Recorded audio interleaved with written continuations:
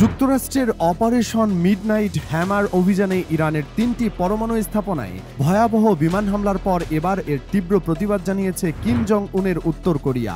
দেশটির পররাষ্ট্র মন্ত্রণালয়ের একজন মুখপাত্র এক বিবৃতিতে বলেন, এই হামলা জাতিসংঘ সনদের সরাসরি লঙ্ঘন এবং একটি সার্বভৌম রাষ্ট্রের আঞ্চলিক অখণ্ডতা ও নিরাপত্তার ওপর বর্বর আগ্রাসন।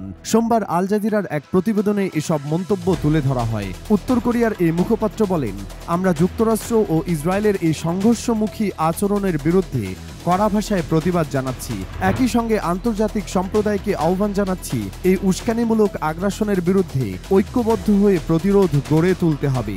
তিনি আরও বলেন, ইসরায়েলের ক্রমাগত যুদ্ধনীতি এবং জমি দখলের আগ্রাসনই বর্তমান উত্তেজনার মূল কারণ। পশ্চিমা শক্তির স্বীকৃতি ও উৎসাহেই তারা এসব চালিয়ে যাচ্ছে।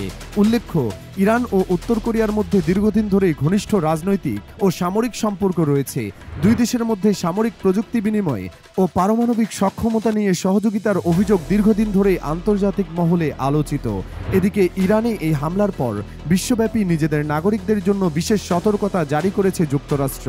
মার্কিন পররাষ্ট্র দপ্তরের বিবৃতিতে বলা হয়েছে, যুক্তরাষ্ট্রের নাগরিক ও স্বার্থের বিরুদ্ধে বিদেশে বিক্ষোভের ঝুঁকি রয়েছে। এমনকি কোথাও কোথাও সহিংসতা ছড়িয়ে পড়তে পারে।